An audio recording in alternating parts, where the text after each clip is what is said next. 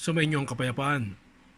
Salamat sa Panginoon sapagkat tayo binigyan ng pagkakataon na makapag-aral ng kanyang mga salita. Lalo na sa mga panahong ito na kung ituring ng Biblia ay mga huling araw. Ngayon, aalamin po natin patungkol po sa ating mga sinasabi o sa ating mga inaaral kung saan po natin hahanguin ang bawat salita. Sapagkat itinuturo ng Biblia na huwag daw hihigit sa mga bagay na nasusulat. So sa ganitong paraan ay mapag-uunawa natin na ang isang tao ay nagsasalita hindi sa ganang kanyang sarili. Ngayon, sa atin pong pag-aaral ng Biblia na ang wika nga ng Biblia ay tumutukoy ito sa salita ng katotohanan. Atin pong pupuntahan dito sa Juan. Sa Juan, ang sabi po dito sa Juan, puntahan po natin sa Juan 17. Juan 17, 17 sa talatang 17. Ang wika po dito, pakabanalin mo sila sa katotohanan. Ang salita mo'y katotohanan. Yan po'y sinalita ng ating Panginoong Hesukristo na kung saan sa kanyang sinasabi o sinasalita ay tumutukoy ito sa salita ng Diyos o sa salita ng Ama na ang wika ay pakabanalin mo sila sa katotohanan. Ngayon, ano ba yung katotohanan? Ay malinaw po dito na yung katotohanan, ito po yung salita ng katotohanan. Yan. Kaya sa ating pagsasalita, hindi po tayo basta-basta magsasalita ng mga bagay na kung saan ay hinahango natin sa sarili nating opinion o sa salita nating mula sa atin, sa sarili lang natin, kundi meron po tayong pinagkukunan. At yung nga pong pinagkukunan natin ay yung salita ng Diyos. Yan, ganyan po na nararapat na maalaman ng tao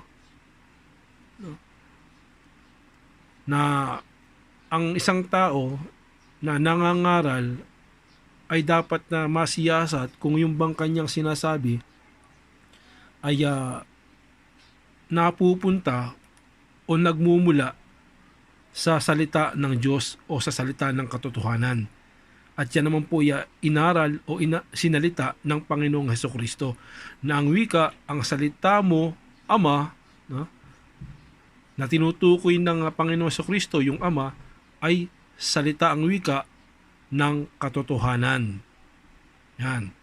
At ang Panginoong Hesukristo po ay naging halimbawa rito kung paano siya mangaral.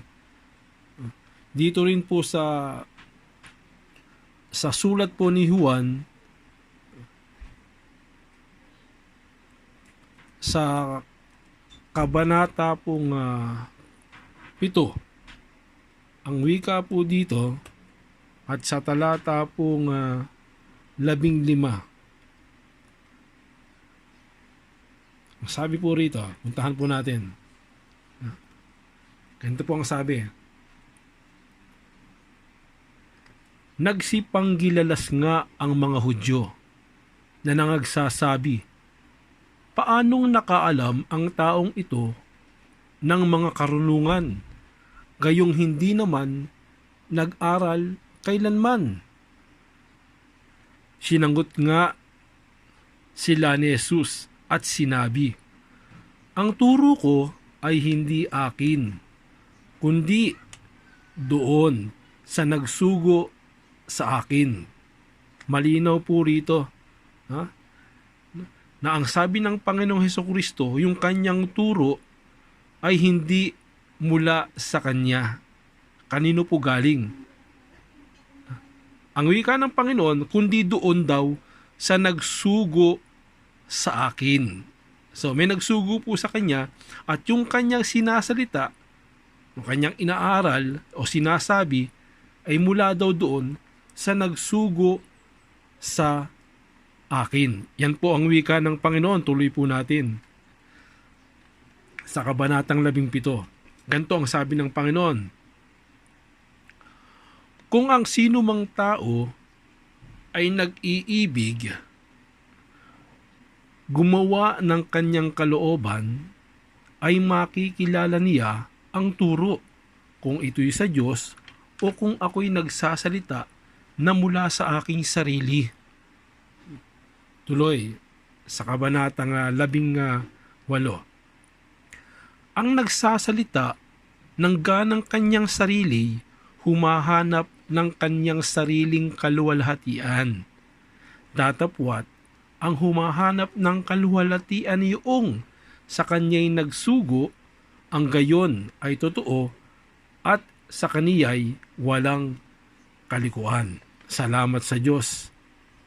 Napakaliwanag po nito, na sinasabi ng Panginoong Hesukristo na yung kanyang turo, aral o salita ay hindi galing sa kanyang sarili.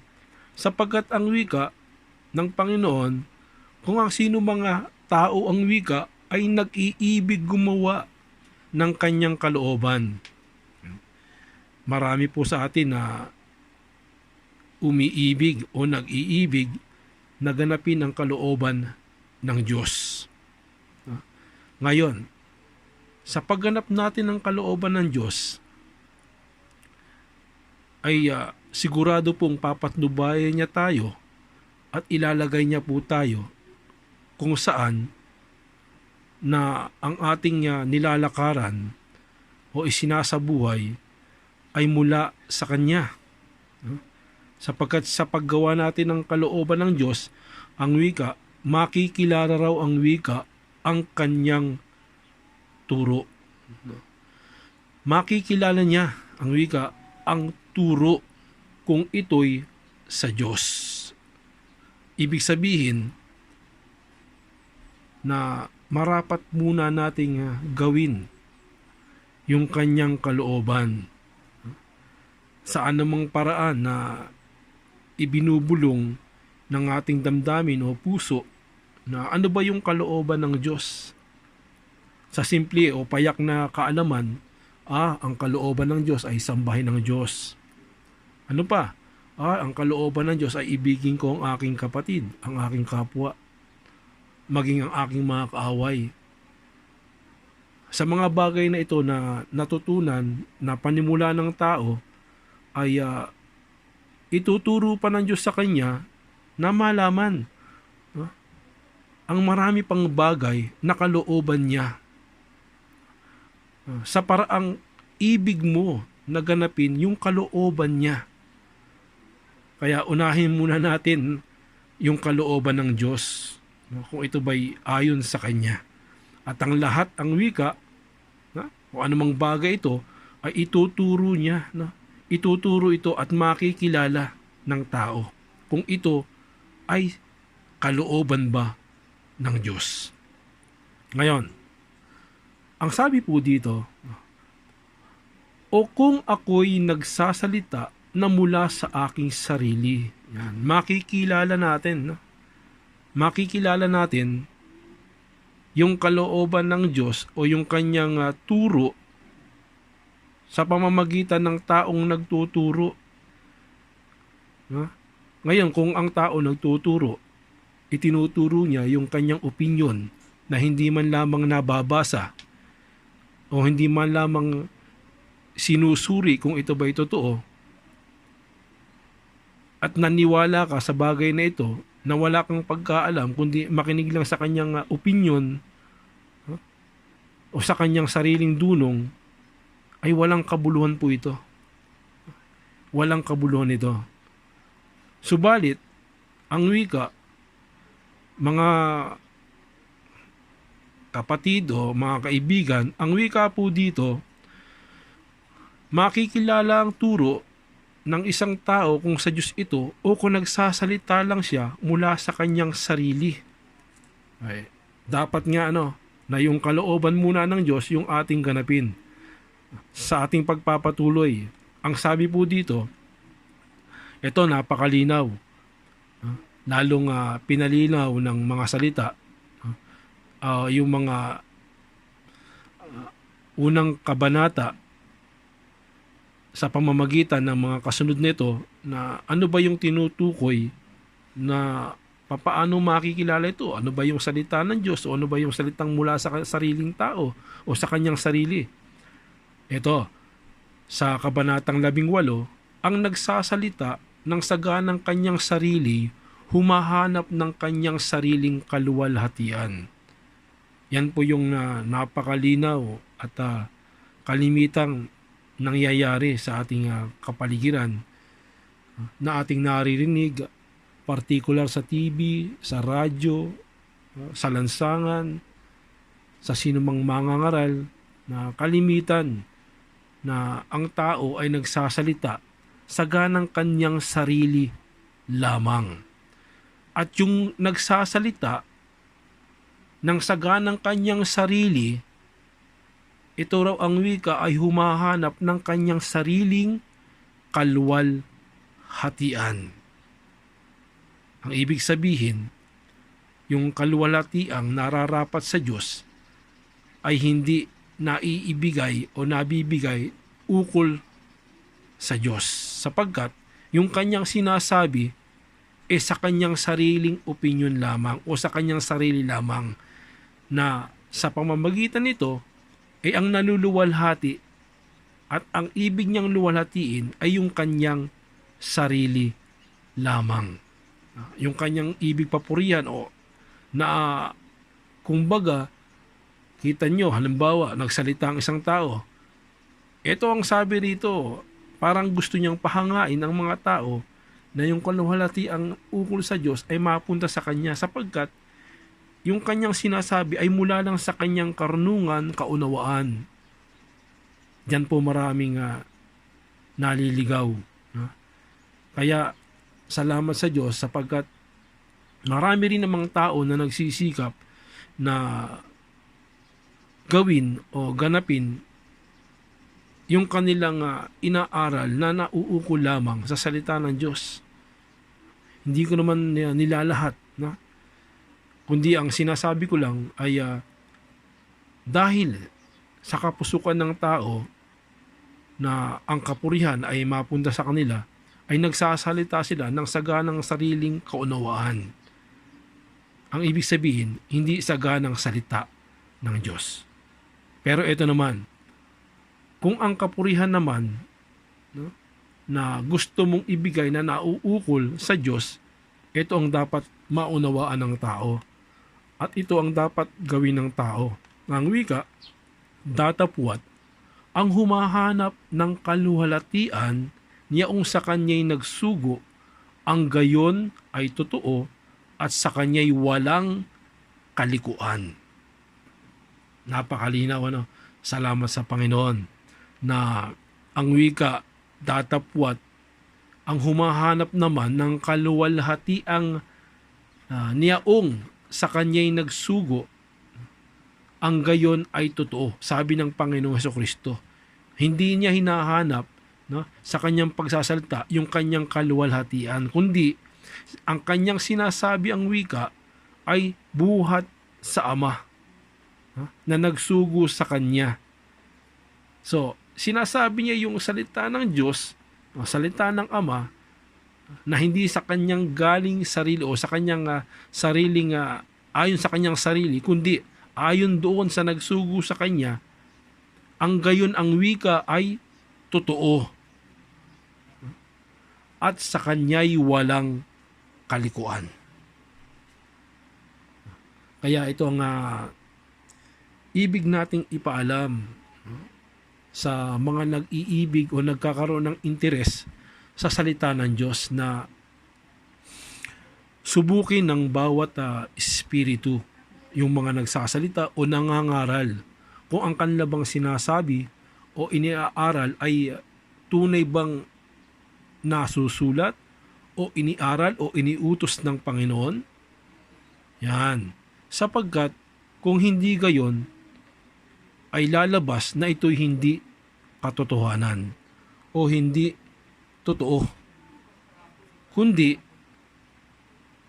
sila, no, na mga nagsasalita na humahanap ng kasalang sa kanilang sariling kaluwalhatian, ang gayon ng wika, no, ay kalikuan, kasinungalingan, yan, kamalian. Yun po yung nauukol kung ikaw ay nagsasalita sa ganang iyong sarili lamang. So, napakainam nito na malaman ng tao na hanapin natin, no? Alamin natin, ibigin natin, gawin natin yung kalooban ng Diyos. At sa pamamagitan ng simpleng bagay na kung ano man nalalaman mo, na natatala o nasusulat, nabasa mo, gawin mo. No? Gawin natin.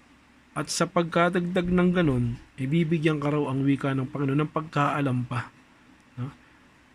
Ng pagkaalam pa na kung ituturo sa iyo na ito bang taong ito, yon o yan ay nagtuturo ba ng katotohanan o naghumahanap lamang ng kanyang sariling kaluwalhatian. No? Ngayon, ang Panginoon nga ay nagbigay ng halimbawa sa kanyang pamumuhay kung papaanong ganapin ito. At yan nga po yung malinaw na ating nabasa. Lipat po tayo sa isang talata. Tingnan naman po natin ang isang apostol ng Panginoon, no, na tinatawag na apostol ng mga hintil. Apostol ng mga hintil na walang iba kundi si Pablo. Sa kanyang sulat ay mababasa po natin dito po sa Unang Korinto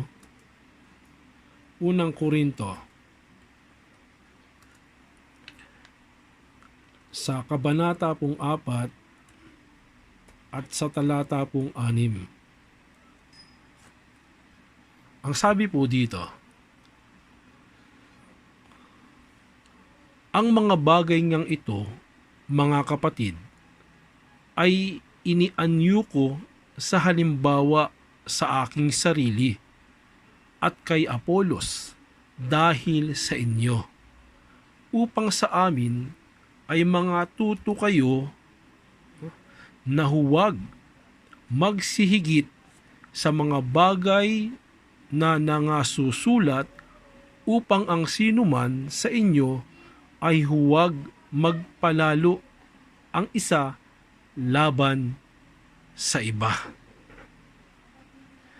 Ito naman po ay ang apostol na si Pablo na nag-iwan ng halimbawa. Halimbawa sa kanyang sarili at kay Apolos, na sila'y naging halimbawa sa kanila na mga inaralan niya. Ang mga Kristiyano nung una na kanyang inaralan, na yung halimbawang ito ay para sa kanila ang wika, o dahil sa kanila o dahil sa inyo ang wika ni Pablo, upang sa amin ay mga tuto kayo. So, ibig sabihin, sa kanilang mga inaaralan, sa kanilang mga pinagpapahayagan, tinuturuan, ay naging halimbawa sila na dapat matuto sa kanila. Anong pagkatuto? Anong pagkatuto na dapat nilang maunawaan? Yung kanilang mga inaralan ng una. Ano po yun? Ay huwag daw magsihigit sa mga bagay na nangasusulat. Ganun po kalinaw mangaral ang apostol na si Pablo. Ganun po siya ka-istrikto sa kanyang pangangaral. Gaya rin ng Panginoong Hesukristo. Ang wika nga ni Pablo, magsitulad kayo sa akin, gaya ko naman kay Kristo. So meron siyang tinularan, ang Panginoong Hesukristo, kung paano mangaral. Hindi sa ganang kanilang sarili, no? Hanapin yung kaluwalhatian mula sa kanilang sarili, kundi doon sa nagsalita o nag-utos sa kanila, na dapat doon mapunta yung kaluwalhatiang nararapat. Gayon din si Pablo, no? Na naghalimbawa siya at si Apolos ang wika, na huwag daw magsihigit sa mga bagay na nangasusulat. Kasi kapag humigit ka sa mga bagay na nangasusulat, ang wika nga po sa nabasa natin kanina, ito po'y kalikuan. Malinaw po yan, kalikuan. Napakalinaw. Maraming mga nangangaral sa mga panahon ngayon na ang kanilang sinasabi ay hindi sa nasusulat o sa nababasa. Aminin man po natin o hindi, yan po'y katotohanan. Katotohanan po yan. Maraming nangangaral sa isang paraan na kung paanong nagiging maamo sa pagsasalita, malumanay sa pagsasalita, subalit yung sinasabi ay malayo naman sa katotohanan. Marami namang nangangaral po na magaspang sa kanyang pagsasalita o pananalita, subalit yung kanya namang sinasabi ay nasusulat o may batayan. Kung sinabayan pa ng pagganap talaga ng salita ng Diyos, ay tutungo nga tayo, no, sa pagsunod doon dahil nga nasusulat. Dahil kung hindi magiging batayan ang mga bagay nito na nangasusulat, ito po'y paghigit. No? Hinihigitan mo yung sumulat o may akda. Halimbawa, sinabi po ng Panginoon, sinabi niya na sambahin ng Diyos sa espiritu at katotohanan. Ngayon, hindi ka nasiyahan. Yung nangangaral, hindi nasiyahan. Mukhang walang bagay na kagana-gana kung ito lang ang gagawin natin. Halimbawa, sinabi niyang gano'n, gawa tayo ng isang bagay na na gumaya tayo sa iba, na merong isang nakikitang bagay na parang tao ay ganaan sa pagsamba. Gawa tayo ng kahoy na inukit, halimbawa, o bato. Yun po'y paghigit. Ang gusto ng Diyos, kapag sinabi niya, huwag ka nang humigit doon. Sapagkat kapag sinunod mo yan, mas maigi yung pagsunod. Mas maigi yung pagsunod. Pag sinabi ng Diyos, sundin mo. Kapag ginanap po yung pagsunod sa kanyang salita, ang wika ng Panginoon ay meron pa bang dakilang kagalakan o katuwaan na ganapin ang salita o utos ng Diyos. Kaya yun po yung malinaw na nararapat na unahin yung pagsunod, wag yung paglabag. Kapag sinabing ng Diyos na ito lang, ganapin mo ito, dun lang, wag nang hihigit. Sapagkat kung hihigit ang wika, ito po'y kapalaluan, kahambugan, no? Kayabangan, laban sa iba. Yan po isang bagay na katotohanan na dapat po nating malaman sa mga panahong ito. At sa panahong pang darating, ibig ko pong ituloy ito, yung bagay na ito, na aral na ito, na salita ng Diyos, na malaman ng tao kung ano yung nararapat. Kaya naman umaasa po ko na mabibigyan tayo ng Panginoon ng iba pang pagkakataon upang mapalawig ito, yung aral na ito. Kaya naman sundan po ninyo yung mga pag-aaral na ito sa ikatututo ng bawat isa po sa atin. Salamat sa Panginoon at muli sumainyong kapayapaan. Shalom.